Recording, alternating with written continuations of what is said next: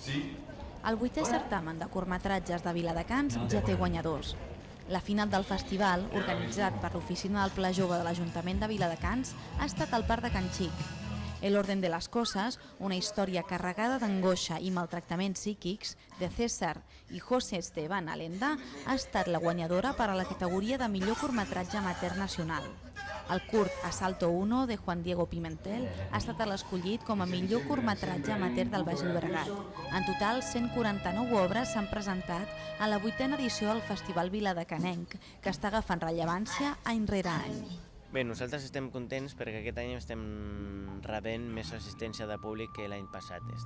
La veritat és que és una cosa que ens interessa molt, que ens agrada, que la gent respongui a aquest programa i que la gent participi del treball de diferents directors i directores que fan aquestes propostes a curtmetratges, que són molt interessants.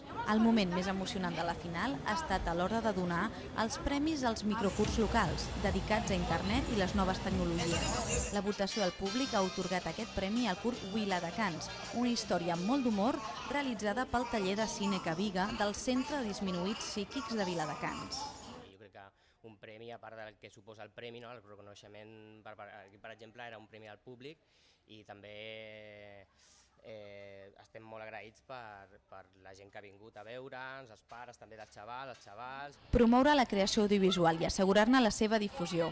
Aquest és l'objectiu del certamen, que s'ha acomiadat fins a l'any vinent amb una gran convocatòria d'obres i de públic.